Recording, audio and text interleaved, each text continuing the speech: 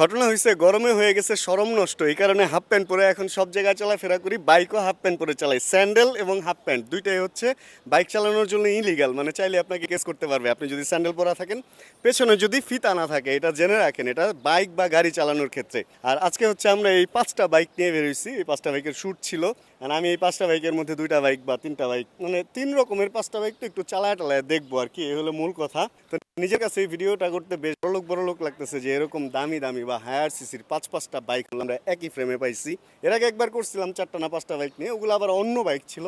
আজকে একটু different category, মোটামুটি সবগুলাই হচ্ছে পাওয়ারের যে মানে রাজত্ব করতেছে বাংলাদেশে ওই ধরনের কিছু বাইক। তো ওইগুলা নিয়ে একটু ছোটোখাটো করে রাইডের ভিডিও আজকে এই ভিডিওটাতে শেয়ার করবো। তাহলে এখান থেকে বেরো যাই, কারণ প্রচণ্ড গরম, রোদ পড়তেছে, ঘামতেছি, আমরা রাইডেই যাই। আরে গাড়ি এটা কোন জায়গায় থাইমা রয়েছে? 250 সিসি চালাবো আজকে, 250, অ্যান্ড নট অনলি একটা 250, আজকে আমরা 5-5টা 250 নিয়ে বেরোইছি। এই যে আমার সামনে একটা জিক্সার 250, অ্যান্ড একদম যদি আরও সামনে চলে যাই তাহলে আমরা সামনে দেখতে পাবো আরেকটা F250।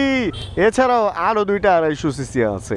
কি আছে দাঁড়ান, তারা কই বুঝতেছি না। চলে তো আসার কথা, কিন্তু মনে হয় একটু পেছনে পড়ছে।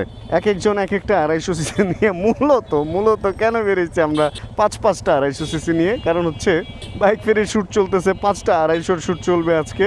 অ্যান্ড আমি আসছি জিম থেকে বেরোইছি, বলতেছে ভাই বাইকগুলো একটু নিয়ে যেতে হবে, কারণ এগুলারে নিয়ে আমরা শুটিং স্পটে যাইতেছি। তাই চিন্তা করলাম যে 5-5টা 250 যেহেতু আমরা চালাইতেছি, 5-5টা 250-র একটা ভিডিও করে ফেলি।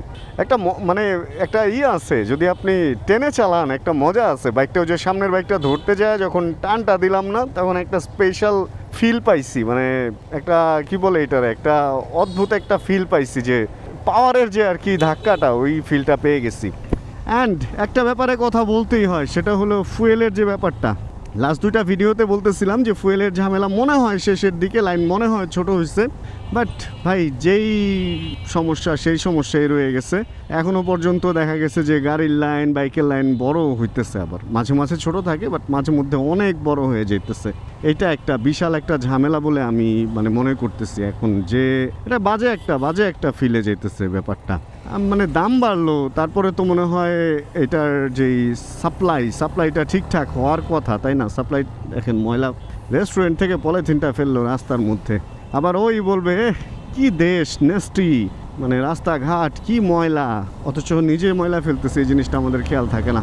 ঠিক ওরকম আমরাও অনেক সময় নিজে হাই স্পিডে চালাইতেছি, অথচ মানে আবার এরকমও করি। আমি নিজেও তো দেখেন মাঝে মধ্যে উল্টা যাই রাস্তা দিয়ে, অথচ কেউ যদি উল্টা আসে তখন তারে নিয়ে একটা বাজি উক্তি করে বসি, তাই না? এই আর কি, আসলে নিজে করলে ওই দোষটাকে দোষ মনে হয় না, মনে হয় যে ধর একবারই তো, আর করব না। বাট যদি চিন্তা করেন অন্য কেউ করছে, তাহলে না বুঝবেন যে ব্যাপারটা কি। এই সুন্দর মানে নেকেড বাইকের কিছু সুবিধা আছে, যেমন আমি F250 চালাই, ওটা আবার এত সুন্দর ম্যানুভার করা যায় না, ওইটা একটু মানে সেমি ফেয়ার্ড হওয়াতে একটু আটকে যায়। বাট এইটা ম্যানুভার করা যায় ভালো। এইটা বা আমাদের সাথে যে জিক্সার 250 আছে, দুইটাই ম্যানুভারিং পাওয়ার মোটামুটি বেশ ভালো। অ্যান্ড 2জন আমার অনেক আগে চলে গেছে, অ্যান্ড বাকি 2জন আমার অনেক পেছনে, কিনা যায় না, একটাকে একটু আগে দেখছিলাম বাট আবার পেছনে পড়ে গেছে। অ্যান্ড শেষ পর্যন্ত আমি আপনাদের সাথে আলাদাই রয়ে গেছি। খুঁজতেছিলাম একটা জিনিস, হচ্ছে 60 ফিটে আমি ভালো সাইকেলের সার্ভিস সেন্টার খুঁজতেছি। কারণ আমার সাইকেলটা নিছি, যদিও চালাইছি 4-5 দিন, বাট নিছি তো অনেক দিন। আমার মনে হয় সাইকেলটা সার্ভিস করানো উচিত, যেহেতু ওইটার মধ্যে শক অ্যাবজার্ভার, তারপর গিয়ার অ্যান্ড স্প্রকেট, চেইন, এই সমস্ত ব্যাপার আছে, অ্যান্ড অনেকগুলা পুলি বা অনেকগুলা বিয়ারিং আছে সাইকেলে। আমার মনে হয় যে ওইটার একটা সার্ভিস করানো উচিত। অ্যান্ড পেছনের টায়ারটাও দেখলাম আমার একটু ক্ষয় বেশি, টায়ারও কেনা দরকার। এই জন্য 60 ফিটে সার্ভিস সেন্টার খুঁজতেছি। যদি আপনারা কেউ 60 ফিটে থাকেন এবং সাইকেলিস্ট হন এবং ভালো কোনো সার্ভিস সেন্টারের খোঁজ আপনাদের কাছে থাকে, তাহলে প্লিজ আপনারা একটু আমাকে জানায়েন বলতে আমাকে একটু ইনফর্ম করলে আমি ওইখানে একটু সার্ভিস নিব আর কি। যাই হোক, দেশে গরমের অবস্থা খুব বাজে, ইলেকট্রিসিটির অবস্থা আরও বাজে। ঢাকার বাইরের লোকজন ইলেকট্রিসিটি নিয়েই শুধু স্ট্যাটাস দিতেছেন, স্টোরি দিতেছে। তবে আমরা যারা ঢাকায় আছি আমরা ব্লেসড, মানে আমাদের এখানে কারেন্ট বলতে গেলে যাই না একবারও, আর সুন্দর ভোল্টেজ পাচ্ছি, এ ব্যাপারটা ভালো ঢাকায় থেকে। কিন্তু সত্যি কথা ভাই, নিজে ভালো থাকলেও অনেক সময় ভালো লাগে না, যখন মনে হয় যে আমার দেশের অন্যান্য ভাইরা কষ্ট করতেছে। রাতে অনেক সময় দেখি কারেন্ট নাই, জেগে বসে আছে মানুষ, মানে আমারই পরিচিত ভাই বোনেরা, তারা জেগে বসে আছে যে কারেন্ট আসলে ঘুমাবে। অ্যান্ড রাতে এত কারেন্ট যাচ্ছে ভাই, অবস্থা খুবই খারাপ। এখান থেকে আসলে বের হওয়ার উপায় কি জানি না এখন, মানে বের হওয়ার একটা উপায় আসা দরকার আসলে। কই দিয়ে বেরোল রে ভাই ওনারা? গাছের ফাঁক পুকুর দিয়ে বেরোইছে। আজকে মনে হয় ভিড়ভাড়টা বেশি, ডাবের দোকান সাইডে রাখছে, আর ভেতরে আর্মির গাড়ি রে। ঘটনা কি, কোনো চেকপোস্ট বসছে কিনা কে জানে। আমাদের স্পটটা ফাঁকা থাকলেই হয়, তাহলে আমরা একটু সুন্দর গিয়ে ভিডিওটা করে ফেলতে পারবো। দুপুর টাইমে মোটামুটি তো ফাঁকা থাকে, বাট আজকে খুব একটা ফাঁকা না। দেখেন অবস্থা, এখানে হলো 4টা 250 সিসির বাইক, আর ওই যে হচ্ছে একটা। এই 5-5টা বাইক নিয়ে আমরা এখানে আসছিলাম। মানে 5টা বাইকের হচ্ছে এখানে শ্যুট চলছে, গরমে অবস্থা খারাপ হয়ে গেছে।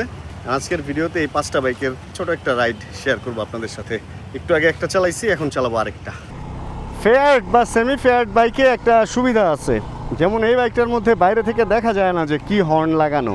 আর যে এই বাইকের মালিক, সে বুদ্ধি করে একটা কাজ করছে যে এখানে একটা সুইচ লাগাইছে, এটা যদি আমি নিচ দিকে দেই তাহলে পিপ পিপ হর্ন বাজতেছে, আর এটা যদি আমি মাঝখানে দেই তাহলে কোনো হর্ন বাজতেছে না, ক্যাক ক্যাক ক্যাক ক্যাক আওয়াজ হয়। আর যদি উপরের দিকে দেই তাহলে দেখছেন অবস্থা। এটার মধ্যে হাইড্রোলিক হর্নও লাগানো আছে। সম্ভবত একটার কানেকশানে একটু ঝামেলা হয়েছে বা খুলে রাখা হয়েছে হয়তো। শোরুমে বাইক থাকলে এই ঝামেলাগুলো হয়। বাইকটা যেহেতু আমি শোরুম থেকে নিয়ে বেরোইছি, দেখা যায় ধুয়ে যখন রাখে তখন কি হয়, ওই যে অনেক সময় একটু ওইটারে কি বলে, রাস জমে আর কি। হর্নের যে তারগুলো, ওগুলো তো একদম লোকাল থাকে, ওগুলো ওরকম মানসম্মত থাকে না, রাস জমে যায়। এই জন্য অনেক সময় দেখবেন যে হর্ন টন বাজে না বা এরকম কিছু। যেটা স্টক আসে বাইকের সাথে হর্নের লাইন, ওইটা আবার নষ্ট হয় না, কিন্তু যে পরবর্তীতে এক্সট্রা যে তারগুলো লাগানো হয়, কানেক্টিং কেবল, ওগুলো অতটা মানসম্মত থাকে না, এই জন্য হচ্ছে ঝামেলাটা।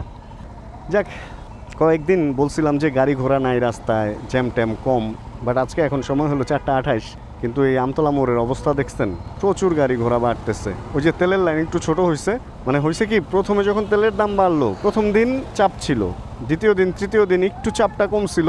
অ্যান্ড যখনই মানুষ শুনছে যে চাপ কম, তখন আবার যারা গাড়ি বা বাইক বের করে নাই, তারা আবার বের করাটা শুরু করে দিচ্ছে। অ্যান্ড এই কারণে আবার রাস্তায় গাড়ি ঘোড়াও বাড়ছে, অ্যান্ড ফুয়েল পাম্পে একটু লাইনও বাড়ছে। তবে হ্যাঁ, এটা নর্মাল হয়ে যাবে খুব তাড়াতাড়ি, কারণ সবাই যখন তেল একবার নিয়ে ফেলবে, তারপরে গিয়ে দেখবেন যে আর হয়তো তেলের এই চাপটা ওরকম থাকবে না। সবার তো আর জরুরি দরকার পড়বে না তেল, এই হবে। এই ভাইটা উল্টা যায়, ওই পাশটা পুরা একটা জ্যাম জটলা লাগাই দিছে। এই একটা ঝামেলা ভাই, একজন অন্যায় করলে না, ওই একটা অন্যায়ের জন্য অনেক লোকের স্বাভাবিক চলাচলটা নষ্ট হয়ে যায়। উল্টা কেন যাইতে গেছে, যা নিজেও পিছিয়ে পড়ছে, কারণ ওই পাশের লোকজনদেরও ঝামেলায় ফেলতেছে। কিন্তু এত ভিড় আজকে এই রাস্তায় ভাই, এটা তো একটু অস্বাভাবিক লাগতেছে। কোনো অঘটন ঘটছে কিনা কে জানে। এবার হচ্ছে লাস্ট অপশন, মানে লাস্টেরটা। এটা 5100 কিলোমিটার চলা জিক্সার 250, 68 সিরিয়াল, চকচকা বাইক। এটার একটু চালাই। এই একটা বাইক যখনই কারোটা পাই তখন একটু নিয়ে চালাই, কিন্তু এই বাইকটা আমার কেনা হয় নাই। জিক্সার 150 বাইক আমি প্রায় 4 বছর চালাইছি, বিভিন্ন মডেল। আর এই বাইকটাতে এই দেখেন ময়লা কই ফেলছে। এই বাইকটাতে গিয়ে আমি কীরকম যেন থমকে গেছি। আসলে এক হচ্ছে কি, 250 সিসি বাইকের দাম বেশি, আর দুই হচ্ছে মার্কেটে আসলে সব 250 সিসি হিট করতে পারে নাই। কিন্তু বলা যাবে না যে ওই বাইকগুলো খারাপ। যেমন কারিজমা বাইকটা 200-র উপরে সিসি, 210 মেবি, অ্যান্ড ওই বাইকটা কিন্তু আমি খারাপ কোনোভাবেই বলতে পারবো না, বাট মার্কেট ধরতে পারে নাই। তারপরে এই যে এই বাইকটা, এটা কোনোভাবেই খারাপ বলতে পারবেন না, এবং মার্কেটও যে ধরতে পারে না এই ব্যাপারটা তা না। কিন্তু এই বাইকটা আবার আমি কিনি নাই। কারণ কি? কারণ হচ্ছে ভাই, এই বাইকটায় ওই যে সাইড স্ট্যান্ডে কাট অফ সুইচটা দেয় নাই। এটা খুব ইম্পর্ট্যান্ট একটা জিনিস। তবে হ্যাঁ, এটা আবার বলতে হবে যে যদি পাওয়ার চান, অ্যান্ড যদি পাওয়ার নিয়ে খেলাধুলা করতে চান, তাহলে এই বাইকটা আবার আপনি নিতে পারেন। কিন্তু সেই ক্ষেত্রে এটার আবার ফুয়েল অনেক বেশি শেষ হয় তাড়াতাড়ি। কারণ আমাদের সঞ্চয় ভাই চালাইতেছে, উনি 22 থেকে 25 মাইলেজ পায়। ওনার রেগুলার যাতায়াত হচ্ছে ওনার অফিস টু বাসা, অ্যান্ড ওনার বাসা হচ্ছে উত্তরাতে, আর অফিস হচ্ছে ওইটা কি গুলশানে। তো গুলশান যাতায়াতে তো টুকটাক জ্যাম সন্ধ্যায় থাকে, আর এয়ারপোর্ট রোড থাকে মোটামুটি যখন ফাঁকা থাকার তখন পুরাই ফাঁকা। আর ওইখানে তো যেহেতু উনি আগে R15 চালাইছে, তো ওনার টানার একটা বা পাওয়ার নিয়ে খেলার একটা অভ্যাস আছে বলেই তো R15M চালাইছে। এই জন্য উনি এটাতে আবার মাইলেজটা ভালো পাইতেছে না। একটা জিনিস মনে রাখবেন ভাই, যদি কোনো বাইক আপনাকে পাওয়ার দেয় সেই ক্ষেত্রে ও আপনার কাছ থেকে কিছু জিনিস ছিনে আনিবে। যখনই বাইকের পাওয়ার বেশি থাকবে, টান বেশি উঠবে, তখন ব্রেকিং যতই ভালো থাক ওটা একটা রিস্কি অবস্থায় যাবে। অ্যান্ড কোনো বাইক যদি আপনাকে পাওয়ার কম দেয় তাহলে আপনাকে দিবে মাইলেজ বেশি, অ্যান্ড আরেকটা জিনিস সেটা হচ্ছে ব্রেকিং ভালো দিবে। এরকম কিছু ব্যাপার আছে আসলে। সব কিছুরই তো সব কিছু ধরেন এক মুঠ জিনিস, আপনি যদি এদিকে কিছু ফেলেন আর এদিকে কিছু ফেলেন সমান সমান, তাহলে দুই দিকেই পাবে। আর যদি এদিকে একটু বেশি দিয়ে দেন তাহলে এদিকে একটু কম পাবে না। তো ওইরকম আর কি, এক একটা বাইক এক এক দিকে এক এক রকম বলেই এখনো পর্যন্ত মার্কেটে সবগুলা বাইকই কোনো না কোনোভাবে সেল হচ্ছে। কোনো বাইক কিন্তু থেমে নাই, তাই না? বাংলাদেশে দেখেন যতগুলো 250 সিসি বাইকে আসছে, কোনো না কোনোভাবে এগুলা বিক্রি হচ্ছে। কিছু লোক কিনতেছে, হয়তো ভালো না লাগলে বিক্রি করে দিতেছে, আবার কিছু লোক ওইটার সেকেন্ড হ্যান্ডটাও কিনতেছে। অ্যান্ড এইভাবেই আসলে মার্কেটটা চলতেছে। আল্লাহর দুনিয়ার নিয়ম আসলে খুব অদ্ভুত, খুব সুন্দর। সবাই কোনো না কোনোভাবে চলে ফিরে খেতে পারতেছে। তো এই হলো ব্যাপার। আহারে, নতুন নতুন বাইকগুলো চালানোর পর এই বাইকটারে এমন বেশি বিশ্রী লাগতেছে। আমার একটা ছোট পাইপ কিনতে হবে, যেটা দিয়ে আমি মাঝে মাঝে আমার এই বাইকটার মধ্যে পানি টানি মারতে পারবো। আমার একটা মেশিন আছে, কিন্তু ওটা সেট টেট করে মারা এটা অনেক ঝামেলা লাগে। একটু যদি পানি টানিও মারি তাহলে ওই হয়তো বাইকটা একটু পরিষ্কার থাকবে। এরকম ময়লা বাইক আমার নিজেরই দেখতে ভালো লাগতেছে না। আপনাদের কীরকম লাগতেছে কে জানে। নোংরা বললেন না কেউ আমাকে। এই রাস্তার পাশে ফেলে রাখি তো বাইক বেশিরভাগ সময়, এর জন্য এরকম একটু ময়লা হয়ে যায়। আমাদের রাস্তাঘাটই ময়লা, কি করব বলেন। এর মধ্যে বাইক পরিষ্কার রাখাটা খুব একটা সহজ কোনো কাজ না। অনেক ঘোরাঘুরি করতে করতে অনেক সময়ও চলে গেছে। সেই 1টার সময় জিমে ঢোকার কথা ছিল, 1টার একটু পরেই ঢুকছি অবশ্য, 1:30টার দিকে। অ্যান্ড 3টার মধ্যে বের হয়ে গেছি। এখন অলরেডি 4:49 বাজে। চলে যেতেছি, বাসার দিকে যাব, খাওয়া দাওয়া করবো, ফ্রেশ ট্রেশ হবো, এডিট টেডিট করবো, অ্যান্ড এগুলোই হচ্ছে নেক্সট কাজ। তাহলে আমরা আজকের ভিডিওটা থেকে এখানে বের হয়ে যাই। অনেকগুলো বাইক টাইক চালাইলাম, অনেক মজা টজা করলাম নিজেরা, আর মাঝখান থেকে ছোট্ট একটা ভিডিও বের করলাম। আজকের এই ভিডিওতে যদি কোনো কিছু ভালো লাগে ছোটো করে একটা লাইক দিয়ে দিন প্লিজ। চ্যানেলে যদি নতুন হন প্লিজ সাবস্ক্রাইব করে আমাদের ফ্যামিলি মেম্বার হয়ে যান। জানাবেন কে কোন জায়গা থেকে ভিডিও দেখছেন। যতক্ষণ পরবর্তী ভিডিও নিয়ে আমি না আসতেছি ততক্ষণ ইনশাআল্লাহ আমরা থাকবো ভালো, আমরা থাকবো সুস্থ এবং করতে থাকবো চিল ইনশাআল্লাহ। এই চিপা দিয়ে চলে যাবো আজকে। অনেক অনেক চিপা দিয়ে বের হওয়া যায় এই এলাকাটায়। Chill bro. Check the mic and make sure it sound right, boys.